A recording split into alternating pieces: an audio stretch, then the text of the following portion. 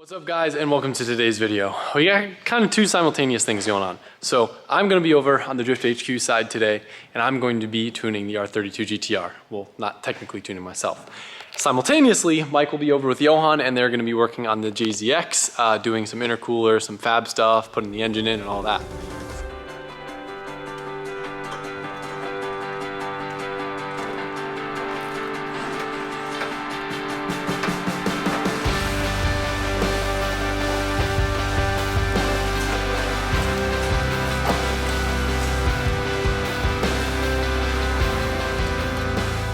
I want to take a second and give a massive thank you to the sponsor of today's video, Movement Watches. Valentine's Day is right around the corner, and it can be stressful sometimes finding the right gift. Movement already did the legwork for you, and they got a massive site-wide sale. They got timeless watches, 18 karat fine jewelry pieces, special edition styles like rare ceramic watches and bracelets, and the best thing is they got a special sale. All you gotta do is choose a watch and a matching accessory, and you'll get 20% off your order, including free shipping and free returns like always. This watch that I'm wearing is actually a new one from Movement. It's their Raptor Honey Smoke. I chose it because it's got a nice bold design, but it's also simple. It looks good if I'm going out somewhere nice with Colette. I love the gold in it. It's better than giving chocolates, better than giving flowers, and it's a gift that's gonna last and can be worn every day. Make it a stress-free Valentine's Day, all in one and done. Get your watch, get your accessory. Special discount, 20% off today. Free shipping and free returns. All you gotta do is go to movement.com/LZ. The most stress-free Valentine's Day shopping yet, movement.com/LZ. Style shouldn't break the bank, so make sure you join the movement, and I'd like to give them a massive thank you for sponsoring today's video and always being a huge supporter of the channel. All right, so I'm back, and I'm starting to put everything back in the engine bay. Before the engine goes back in, we're putting this Odyssey Fab ABS delete. It's different from other kits online, but pretty much you got your two fittings for the master, your caliper fittings, your three-way fittings, and then two more fittings that go to the rear of the car to keep the OEM lines going to the rear, and all the line necessary to put the kit on. I was kind of explaining it right now how everything goes, but it's kind of confusing where they mount. But pretty much you got two lines that are gonna go to the rear of the car from the center of the firewall, your caliber lines, and these two lines connect the Ys to the master. But it'll make more sense once it's in the car. Since we're delivering ABS, this cash can replaces, it goes in the spot where the ABS unit used to go. So it's pretty neat. It's clean, it's black. And then he also got us this flange for the G35-900. And pretty much instead of us using a transition to go from 3-inch to 4-inch, it makes things a lot tougher to fit a bigger downpipe on. We are going to run a 4-inch downpipe, so being able to go for a 4-inch straight from the turbo, that will give us the room we need. So now we'll go ahead and jump in and do the brake lines. Before we put the motor in, you have a better idea of how it lays out. So two of the fittings go here. And then there's two more fittings that are the same. They go all the way at the bottom by the frame rail. There's two fuel lines, and one fuel line, one vapor line, and then there's two brake lines.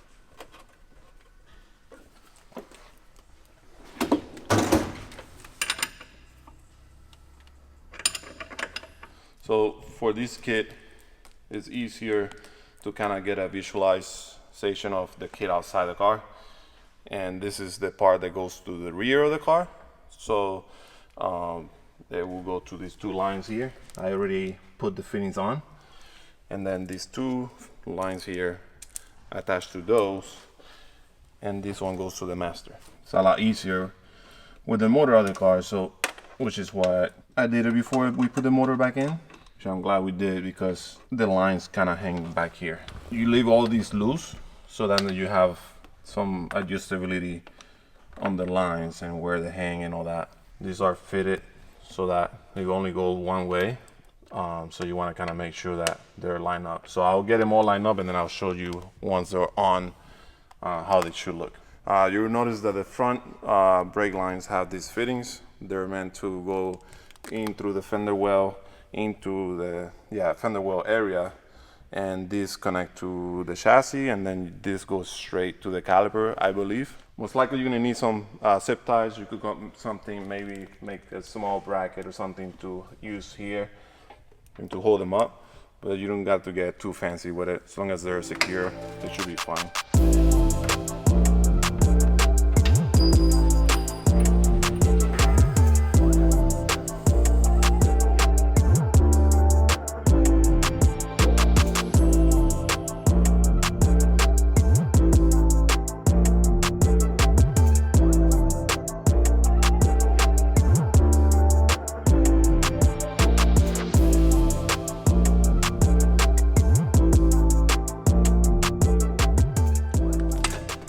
Johan's working on getting the intercooler piping fabbed up, and we need to pull out our intercooler and get that mocked up. So we got a Treadstone intercooler rated for 760 horsepower.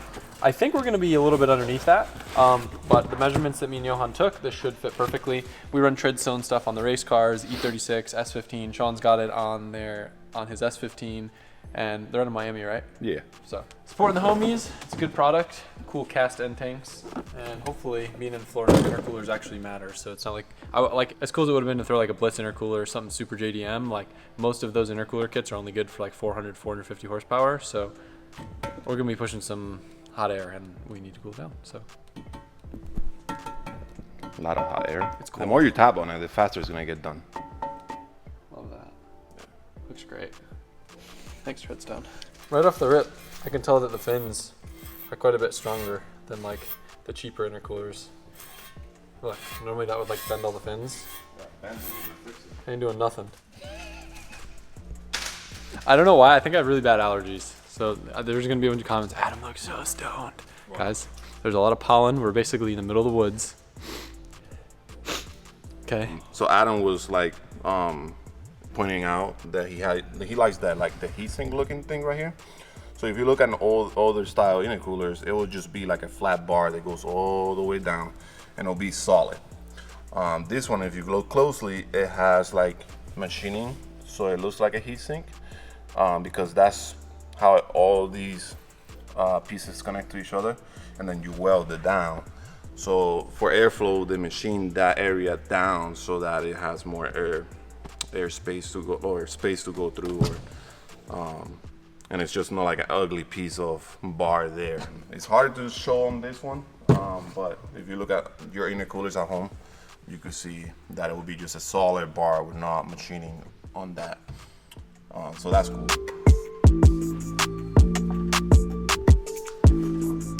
One of the benefits of having a Japanese style intercooler kit is that they're already bolt-in. So like the Yellow Chaser, which is the intercooler from that car we took away from this one, is all bolt-on and uses factory mounts and upper mount for it, and then everything fits nicely. This one is slightly thicker. It's 3" and 5/16 thick. So and this car has a C-steel, which we plan to keep, and it has this ugly accumulator. And so what I'm doing is, we knew we had to trim the bumper, so I just put a straight edge on here to kind of have an idea where I'll take measurements from, and then I marked it here, and then I took a measurement from the chassis to the bumper. The bumper's mounted how it's gonna be on the car, so I took a measurement from the bumper, from the chassis to the bumper, and then I just did the same thing here and then matched it over here. Another way you could, I would suggest you to mount intercooler is not only to protect the fins on it, but you could also use the box that it came with, or this foam. And pretty much what I'm gonna do is, once I have the bumpers cut and everything fits, these, you will keep it on there, and even though it will be close to the AC unit, once you're done fabricating, once everything's said and done, you remove this cardboard, you will have at least that gap between the AC accumulator and the core. And then if you build good brackets for it, it will be pretty sturdy. You don't have to worry about something vibrating hitting the intercooler core or the AC accumulator. But that's the first thing I'll do, make brackets for it. I think I might go off the side, or I might just do like the Japanese style intercoolers and go off of the factory locations. I will see once I get it fitted and I have the location, I could figure out which is the best, fastest, most clean way to install it or make the tabs.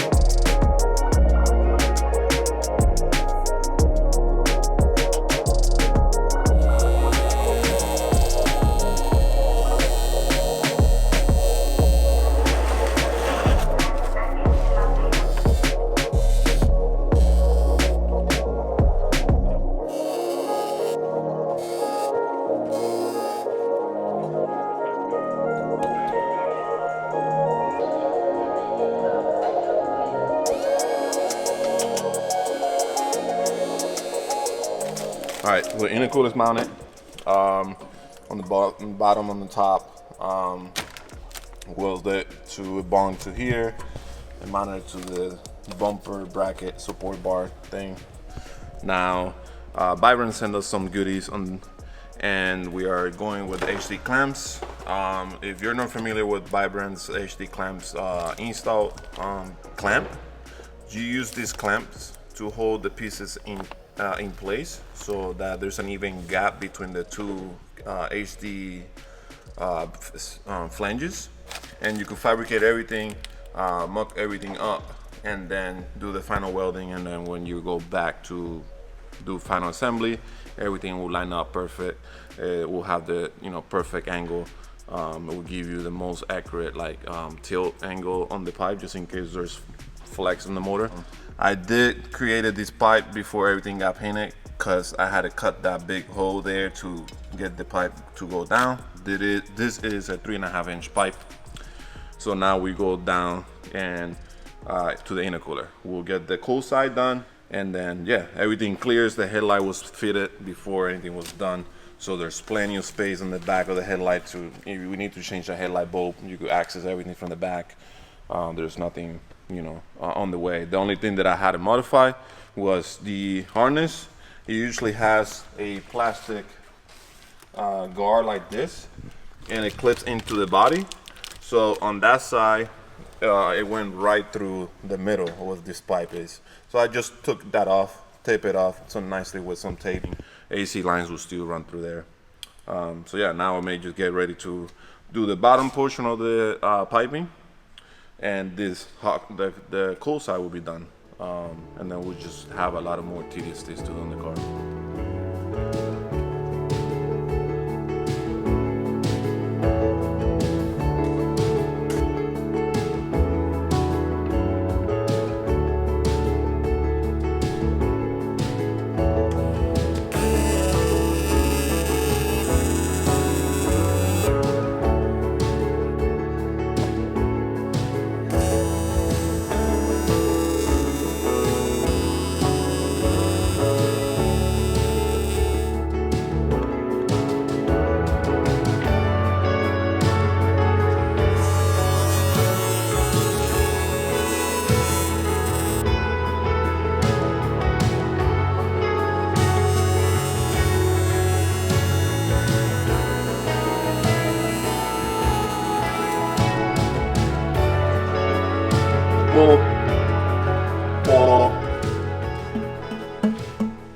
It's hot.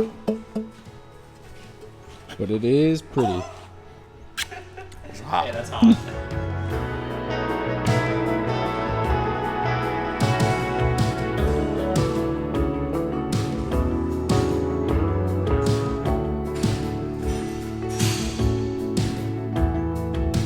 LZ back at it again with the home improvements. See what sketchy shit we're doing today. hole looks way too big. I hate drywall anchors. I don't trust them. We're gonna find out if they can hold a brand new, really nice TV. Did I drill the right size hole? Let's find out. That looks terribly sketchy.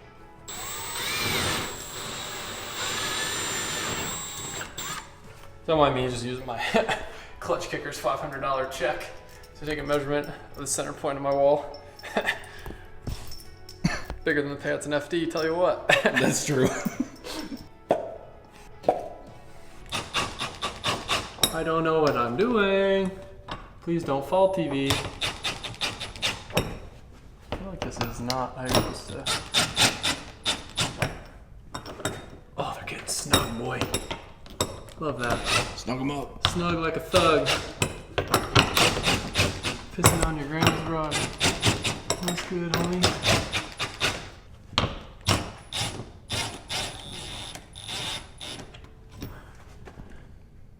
I think we did it wrong. Not bussin'. I think I could pull this whole thing out right now.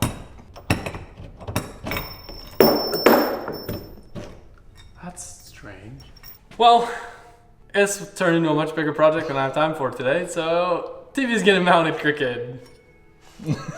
So what I can do, I can actually offset the TV on the mount. It's just gonna be, like, OCD's gonna be nuts because the pole that you'll see ever so slightly is gonna be offset. So I figure when we redo the drywall to properly do the speakers, can redo the drywall to do this, but for now, impatient Adam wanted a TV mounted, so I'm gonna get my TV mounted. I wanna play Xbox with the boys. All right, quick test. All right, I trust my TV on. Yeah. I lost the English instructions, so I'm reading in Spanish. Actually, just kidding, this is French. I'm trying to figure out, I got the covert de la plafond and then the covert plafonnière pour la vis. And it looks like we need pour la vis, which looks bigger. This is a lot of fun, having a great time. Boys are working on the not fun cars and we're hanging TVs. When people ask me why my TV's crooked, I'll snark at them.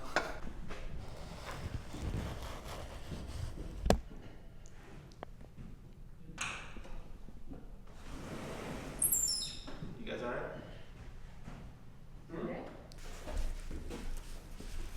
Seems like pretty heavy.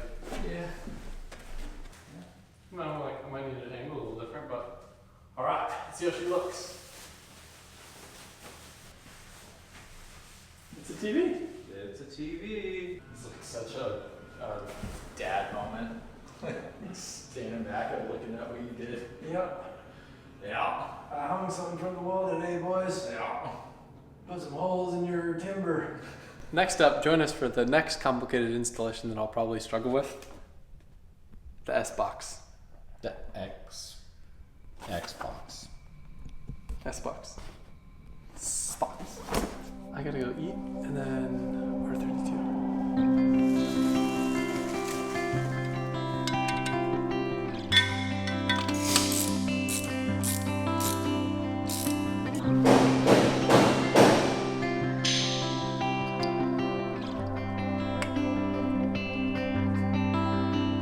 So to give you a little bit of background, you guys know the R32 GTR, I got it. I told you I wanted to put it on a modern ECU, tune it on E85 just so it could be safe. Now, I met Eric. He's the guy that you guys saw with me tuning the Barra Mustang or adjusting the flat shift on the drag strip. He wanted to show me what he could do, so I figured the R32 GTR would be a great car for it. You guys know we use ECU Master ECUs in all the race cars. I've experimented with a couple other ECUs. I'm familiar with Haltech, AEM, probably the most proficient with ECU Master. And Eric's a Link guy, so he wanted to throw the R32 on a Link. He came over, wired it up, tossed it in. It's kind of cool. It's like a board that goes in the stock ECU. And then I figured this would be a cool car to get some results. I can learn a little bit more about another company, and he can show me his process of tuning, and I can learn a little bit. With pretty much everything the same, first thing we're gonna do obviously is tune the car and pump gas. Maybe there'll be some gains, maybe there won't. But when we turn the boost up on the 85, that's when we're gonna have real fun.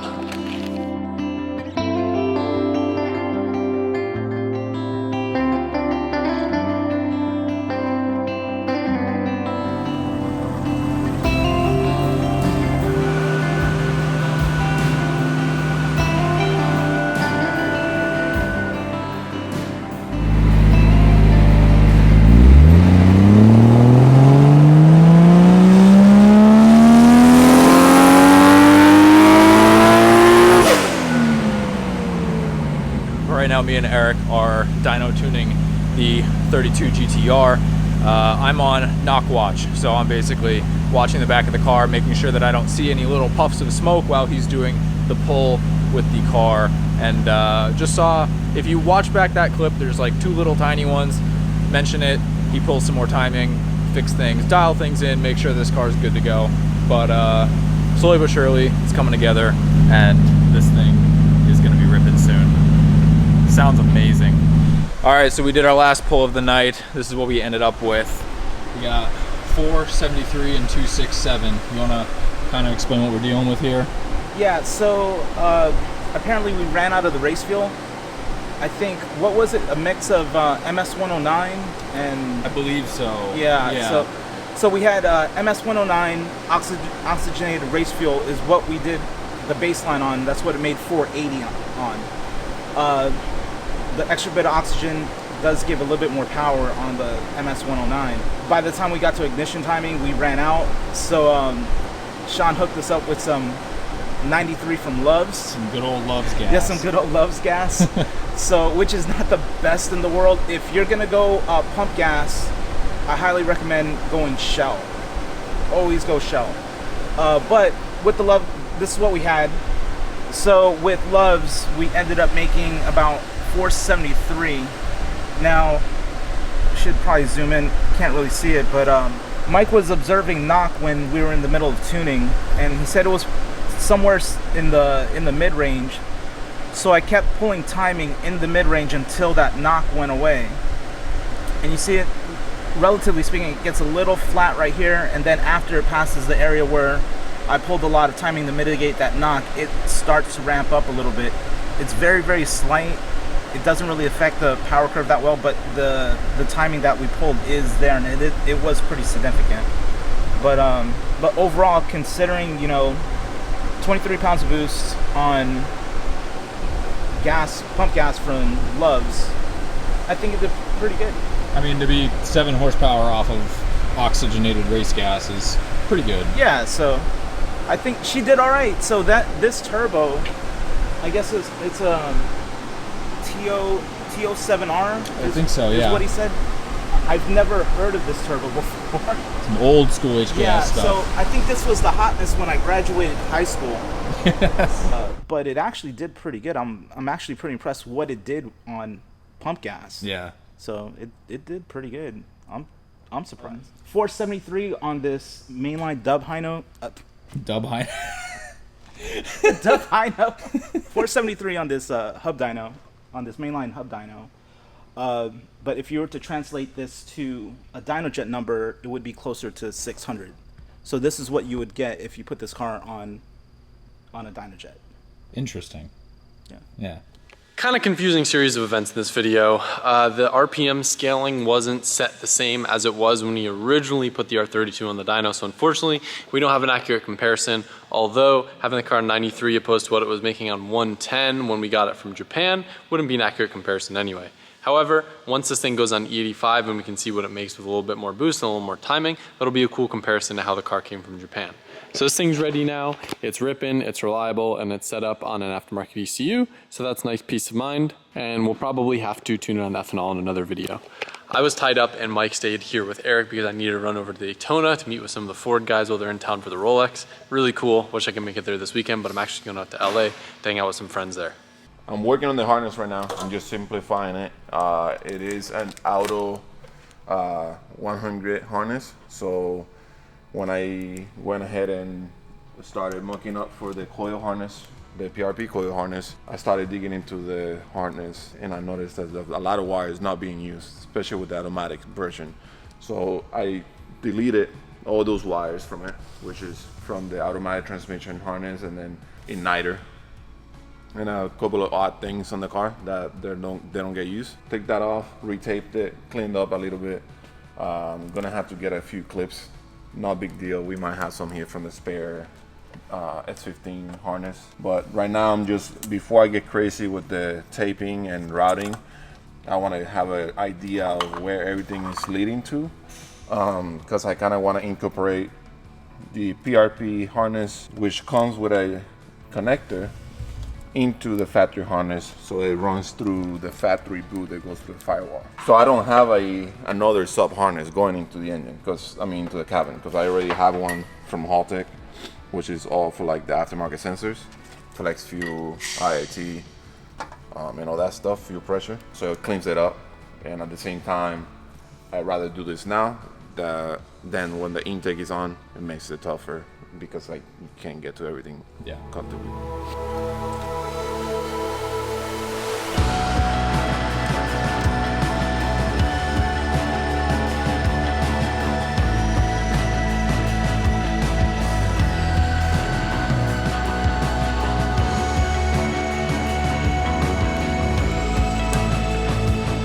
Alright guys, that's it for this video. I mentioned I'm going to LA. Technically not going to LA, but I am going over to California just to hang out. I've been wanting to go spend some time with TJ and Tanner. It's been way too long since I've been able to go out to California without an agenda, so gonna be some chill time. I'm sure we'll end up filming some little tidbits here or there, but no big videos planned.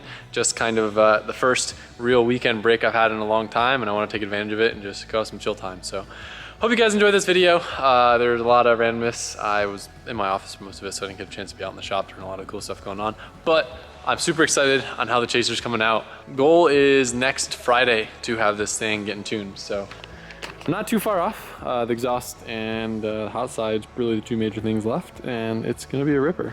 I love how this thing's turned out. Definitely a little bit different than a lot of the race car stuff we do with all the polished bits. Definitely take a little bit more of a show car approach to this, but I'm excited that this car is finally getting the love that it always deserved. Appreciate you guys. Hope you enjoyed this video. I'll see you guys soon.